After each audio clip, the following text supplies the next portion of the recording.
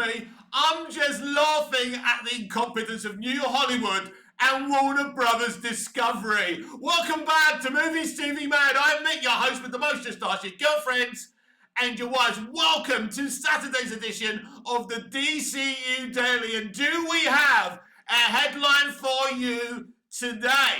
Because this is huge. Warner Brothers Discovery is getting sued for the foreign rights of Superman. And with the Superman movie only around 6 months away, this has come at the worst time for Warner Brothers Discovery. But isn't karma a batch? It is, everyone. They're the ones who lied about Henry Cavill coming back just so we could all rush out and see Black Adam. They lied to us, and this is their karma. But as you know, I have objectivity. I want to explain this situation to you all. I want to get the meat and drink from this. So we're going to read the Variety article about this and get into the details. Very important. So, Superman creators estate sues DC and Warner Brothers over foreign copyrights ahead of James Gunn's reboot. The estate of Superman co-creator Joe Shuster and DC Comics at Warner Brothers on Friday, seeking to invalidate the company's copyrights in several foreign markets. Now, we need a little bit of history here.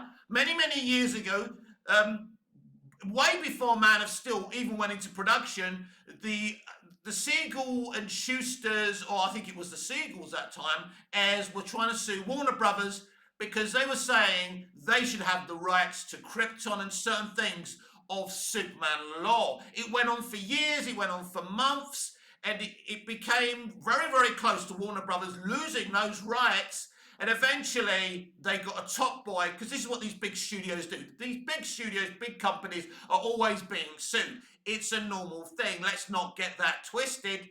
But it took them ages to win this. So just before Man of Steel, WB won the case, and Man of Steel could be released. But it was a big case. So this is not the first time. Also, to give you the background to this, Jerry Siegel and Joe Shuster, as most of you know, created Superman. Now, back then, creative teams were done dirty. I think Jerry and Joe were paid like $200 or something for Superman. But back then, that was still quite a bit of money. But it was deemed as very low for what Superman has made Detective Comics, aka DC Comics, and Warner Brothers. Superman 78, a big hit. Superman 2, big hit. Superman 3, a big hit. Man of Steel, a somewhat big hit as well. And, animated movies, straight to physical media, everything, Superman's made so much money, right? So that's the background behind it. The suit revives a long-running dispute that was last addressed by the Ninth Circuit Court appeal in 2013. The court rejected the Shuster estate's, it was the Shuster, not the Siegels, the Shuster estate's attempts to cancel the Superman copyright, finding that Shuster's sister had signed away his termination right after his death in 1992. In the new case, the estate's attorney, Mark Toberoff, asserts claims under copyright laws in the UK, Canada, Ireland, and Australia. The suit comes months before Warner Brothers Discovery will release Superman this summer, relaunching a valuable franchise and starting a planned cinematic universe of DC characters. So, they're seeking to stop this film being released in the UK, which is a huge market at the end of the day. Canada, not so bad, but every penny counts, especially Warner Brothers. They're relying on this film's international box office. Canada, Ireland, Australia's a huge country as well. So, look, it's not the biggest of legal disputes, if you like. It's not huge. It's not the end of the world. They can still release this movie in most countries around the world, but it's just not a good look, is it? I mean, look, you would have thought that Warner Brothers would have done their due diligence, that they would have known this situation was going to come to a head and deal with it. Look, if they want this situation to go away, they're going to have to do something. I mean, look, the Seguers have been trying to get elements of the rights for many, many years. It's a complicated situation, but yeah, it's not good timing. When you're releasing a Superman film and you want it to be a big hit, and who knows? Nobody knows right now. Everyone has their opinions about this film, what it will be, what it will do, but nobody really knows. But when you're about to release a movie within half a year's time, and this legal action comes, and I didn't see this legal action happening. Now, when you see the headline, it looks very dramatic, and oh my God, are we going to see this film? Is it going to be released? Right, let's be clear about this. As you know, I'm about balance. This film will be released. If they were to get their own way here, you wouldn't see it in Canada, in the UK, Ireland, those countries I just read out. I think Australia is a huge country, very important, and the UK is a huge market as well. But you don't want a situation where Superman isn't released in certain countries. But the most important country that Superman must be released in is China. Because Black Adam suffered because it wasn't released in China. But the Joker, 2019's Joker, still made over $1 billion without China.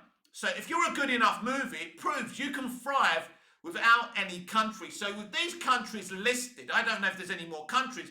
If it's just those countries, it isn't the end of the world as far as I can see. But you don't want this situation, because once they win that, they're going to go after the rest of the rights. And as I say, this has been a thing for such a long time.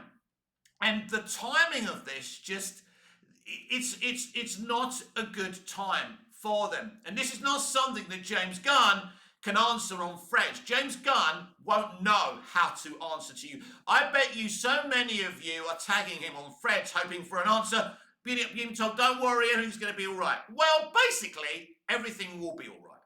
Because Warner Brothers are a big studio, they'll get the best lawyers, but they can't afford this. They are on their financial knees. It's not like a few years ago when Warner Brothers were a huge studio. They weren't struggling financially as they are now. You know, talk about kicking someone when they're down. Warner Brothers are down. This movie is everything to them. They need it to be successful. They need people to love it so they can launch the DCU, because they believe the DCU is the way they can make lots and lots of money. I don't think franchises are the future of scripted entertainment. I don't think that's the way. I think allowing directors to do what they want to do, mostly with no adaptations, with original tales, people coming up with originality. I think that's the future. But in terms of DC, in terms of Marvel, in terms of pre-existing intellectual properties, just give it to a storyteller who knows. Who knows the property. Like Peter Jackson and Lord of the Rings. That's perfect. The production values were beautiful. They spent money on it. But that mentality has changed. I mean, look at Game of Thrones. That was a movie on television every week. And the beauty of Game of Thrones was it was shot on beautiful locations. Very few sound stages, very few studio shoots. Most of it was shot on huge locations. Like the most expensive movie. It was an amazing thing that HBO did. And so well adapted while they had books to adapt. But, you know, this is the problem with adaptations today. They think to them it's all about money. And when it comes down to it is, if you make me good caviar and I enjoy the taste, I'm going to buy some more. If the caviar you're selling me is crap, I'm not going to want any more. That's it. That's all people want to do. People want to be entertained. And if you entertain people, you'll make money from them. You've got to be genuine. This is the problem with the business right now. The biz isn't genuine. Hasn't a genuine attitude. It's got this used car salesperson attitude. It's trying to con the audience constantly, and that's where the problem lies. You know, in terms of the Snyderverse, in terms of Man of Steel, BVS, the Snyder Cut, all of that, the only reason, for example, BVS and MOS didn't make more money wasn't because they weren't well-made movies with great production values and well-written, but some of the audience didn't like where it was going. That's it. That's what art is. Sometimes not all your audience comes to the table, but they were still well-made films, and for the people who loved them, they were some of the best films ever made in the comic book movie genre. At least Snyder put in the effort. At least you could see the man's craft within those movies. And it'd be interesting what kind of craft we get in the DCU, because up to this point, we've had a lot of talk. But yeah, this legal action is just really, really bad timing. It comes at a terrible time for Warner Brothers Discovery. They can't afford this situation. They can't, at the end of the day, they can't afford to lose this little case, because it is different to the last one.